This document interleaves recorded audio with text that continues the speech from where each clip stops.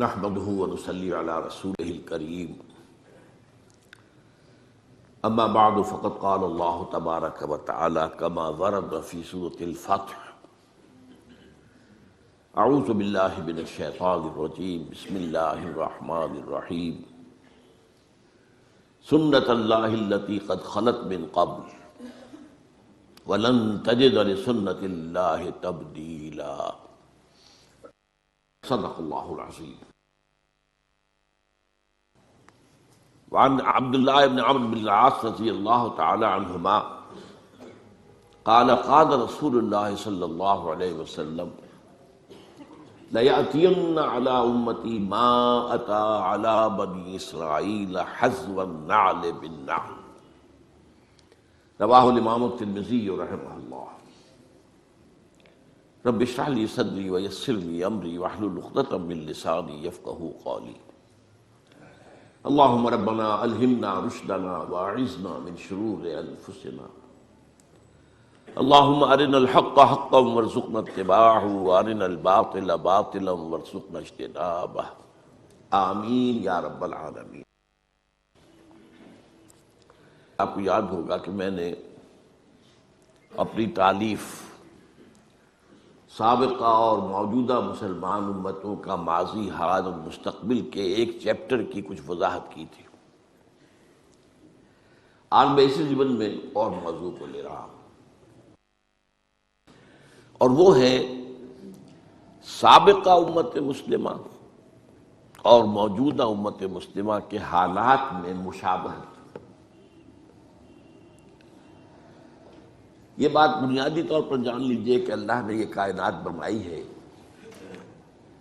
تو اس کے کچھ کائناتی قوانین بھی ہیں، کونی کائناتی قوانین. اس کے تحت یہ کائنات چل رہی ہے.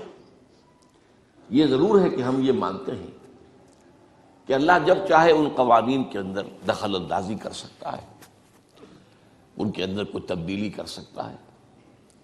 مثلاً اس نے یہ قانون بنایا کہ آگ تو جلاتی ہے، یہ اس کا کام ہے، لیکن حضرت ابراہیم کو آگ نے نہیں جلایا اللہ کے حکم سے، یا نارو کونی بردن. تو یہ اللہ کا اختیار ہے. اس کو ہم کہتے ہیں معجزات.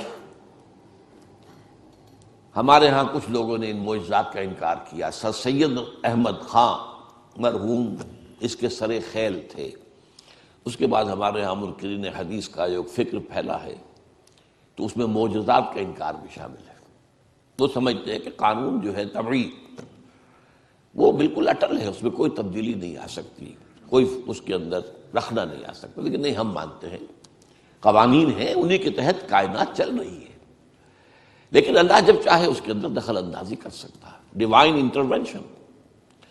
اس کے ہاتھ بند نہیں گئے ہیں، بلکہ یہ کہ قانون بنانے کے بعد البتہ یہ ضرور ہے کہ وہ روز روز نہیں اس میں انٹرونشن کرتا. یہ شاذ واقعات ہوتے ہیں. ہمیشہ تو ایسا نہیں ہوا کہ آگ نہ جلائے. وہ تو ایک ہی واقعہ ہوا جہاں تک ہمارے علم میں ہے.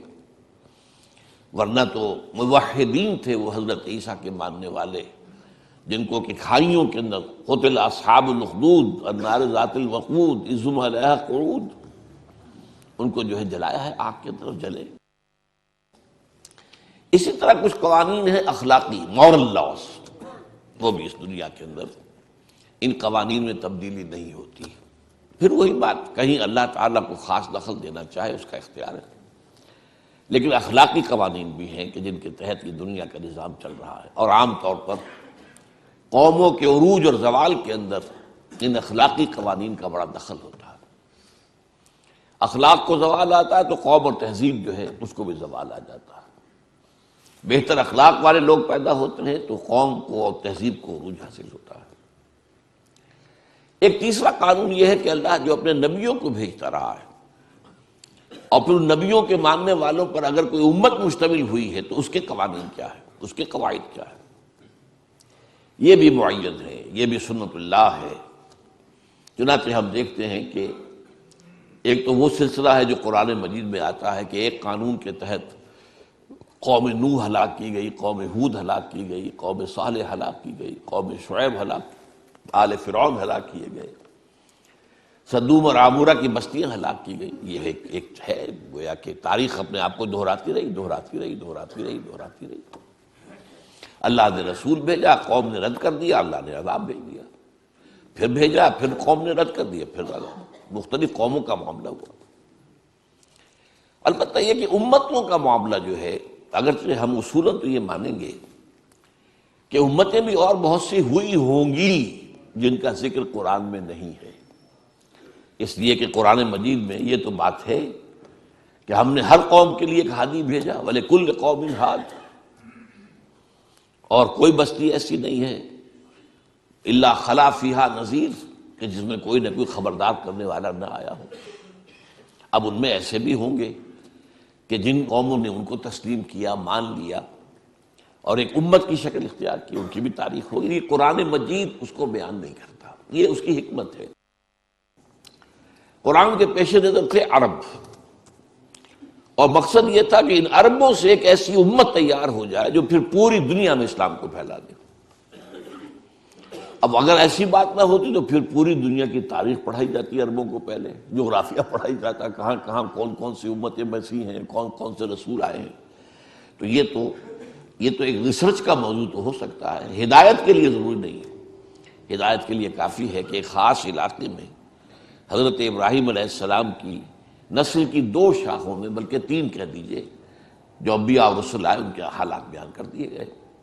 یہی لوگ تھے جو جزیرہ نما عرب کے مختلف گوشوں میں آباد رہے، یا یہ جو آج کا شام کا علاقہ کہلاتا ہے اس میں آباد رہے. کچھ ان کا تعلق جو ہے مصر کے ساتھ جڑ جاتا ہے. باقی اس علاقے کا جو ہے یہ انبیاء کرام اور ان کی امتیں، اور ان میں یہ 2 امتیں جو ہیں ان کی بڑی اہمیت ہے.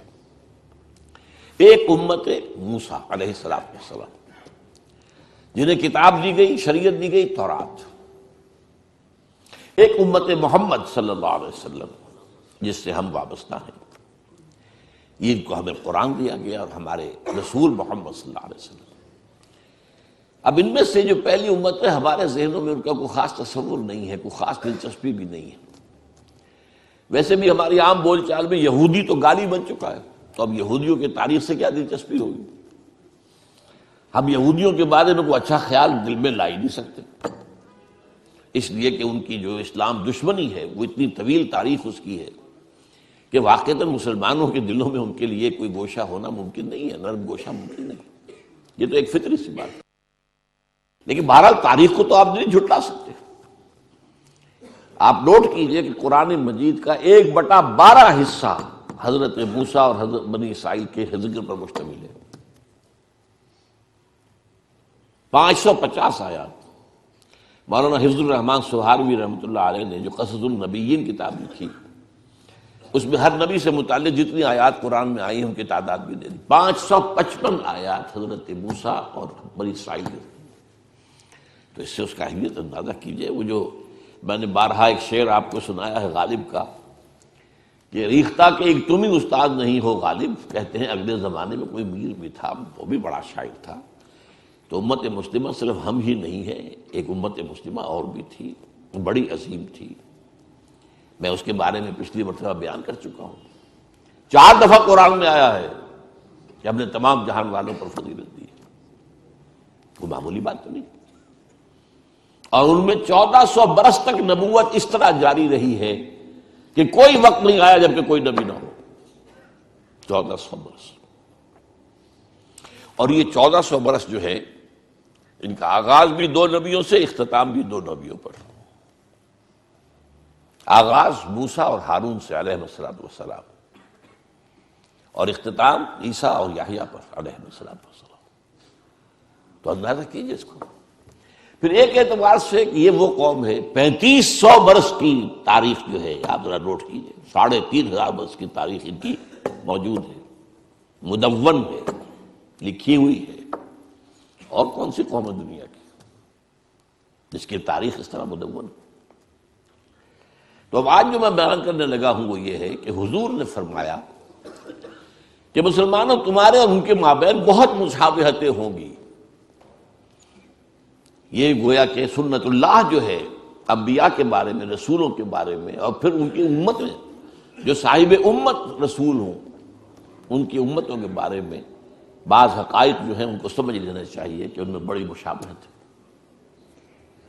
مثلا میں نے ایک حدیث آپ کو سنائی، حضرت عبداللہ بن عمرو بن العاص رضی اللہ تعالیٰ عنہما سے یہ مروی ہے اور ترمذی شریف میں ہے، لَيَأْتِيَنَّ عَلَىٰ أُمَّتِي مَا أَتَىٰ عَلَىٰ بَنِي إِسْرَائِيلَ حَذْوَ النَّعْلِ بِالنَّعْلِ، لازماً آ کر رہیں گے میری امت پر بھی وہ سب حالات جو بنی اسرائیل پر آئے، بالکل ایسے جیسے ایک جوڑے کی دو جوتیاں ایک دوسرے سے مشابہ ہوتی ہیں۔ اس میں فصاحت اور بلاغت کا بھی کمال ہے، ادبیت کا بھی کمال ہے اس حدیث میں۔ جوتوں کی مشابہت جو ہے یہ آپ ذرا غور کیجئے کہ جوتوں کو جوتے رکھے ہوئے ہیں تو ان میں پنجے کے رخ کے حساب سے فرق نظر آئے گا، تو یوں ہوں گے۔ تلوے ملا دیجئے تو بال برابر کا فرق نہیں ہوگا۔ تو ظاہر بات ہے کہ 2000 برس کا فصل ہے ان دو امتوں کے مابین، 2000 برس، تو حالات میں تو فرق و تفاوت تو ہوگا۔ اس امت کی تاریخ 1400 قبل مسیح سے شروع ہوتی ہے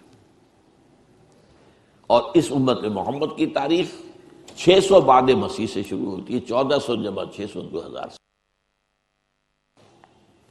تو مشابہت ہے لیکن فرق بھی ہے، لیکن ایسا ہی ہے جیسے جوتوں کے درمیان اوپر سے دیکھو گے تو فرق نظر آئے گا رخ کے اعتبار سے، اور اگر تلوے جوڑ دو گے، ان بٹوین دی لائنز پڑھو گے تو تمہیں معلوم ہوگا حزب النعل بالنعل، جس کے لیے میں کہا کرتا ہوں کاربن کاپی جیسے ہوا کر، آج کل تو ختم ہوا کاربن پیپر وغیرہ، فوٹو اسٹیٹ اور یہ اور وہ نہ معلوم کیا کچھ ایجاد ہو گیا ہے۔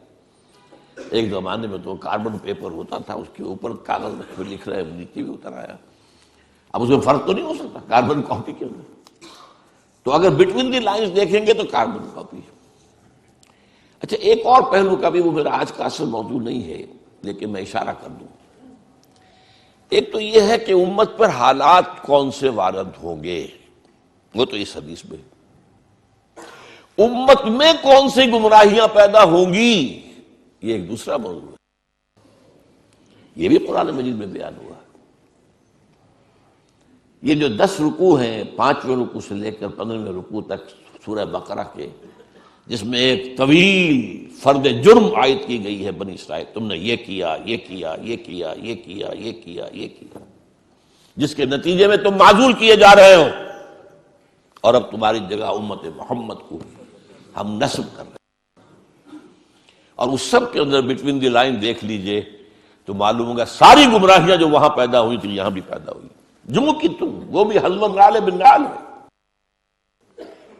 اعتقادی، اخلاقی، ہر طرح کی وہ ساری گمراہیاں جو وہاں تھی یہاں بھی ہوئی۔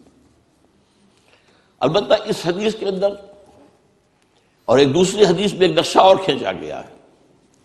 ایک حدیث ہے کہ جو مسند احمد کی ہے، لَتَتَّبِعُنَّ سُنَنَ مَنْ كَانَ قَبْلَكُمْ، تم لازماً اے مسلمانوں پیروی کرو گے انہی راستوں کی جن پر تم سے پہلے لوگ چلے تھے، حَتَّى لَوْ دَخَلُوا فِي جُحْرِ ذَهَبٍ لَدَخَلْتُمْ مَعَهُمْ، اگر وہ کسی گوہ کے بل میں گھسے تھے تو تم بھی گھسو گے۔ قالوا یا رسول اللہ اَیَہُودُ وَالنَّصَارَىٰ، حضور یہ کن کا ذکر کر رہے ہیں، ہم سے پہلے کون گزرے، کیا یہود اور نصاری؟ قال فمن اذن، اور نہیں تو اور کون، وہ نہیں تو کون۔ اور یہ دوسری حدیث کا میں نے ایک ٹکڑا آپ کو سنایا، لَيَأْتِيَنَّ عَلَىٰ أُمَّتِي مَا أَتَىٰ عَلَىٰ بَنِي إِسْرَائِيلَ حَزْوَ النَّعْلِ بِالنَّعْلِ، اس میں ایک اور سخت ترین بات کہی گئی ہے، حَتَّىٰ إِن كَانَ مِنْهُمْ مَنْ أَتَىٰ أُمَّهُ عَلَانِيَةً لَكَانَ فِي أُمَّتِي مَن يَصْنَعُ ذَلِكَ، ترمذی کی روایت۔ اگر اس سابقہ امت میں کوئی ایسا بد نصیب، بدبخت، شقی اٹھا جس نے اپنی ماں کے ساتھ علانیہ بدکاری کی، تو تم میں سے بھی لازماً کوئی نہ کوئی ایسا بدبخت اٹھے گا۔ یہ میں آپ کو بتا رہا ہوں، یہ جو کچھ قوانین ہے ان قوانین کے تحت، جسے ہم کہتے ہیں تاریخ اپنے آپ کو دہراتی ہے۔ اب آج کا میرا اصل موضوع کیا ہے؟ سابقہ امت کی تاریخ کا ایک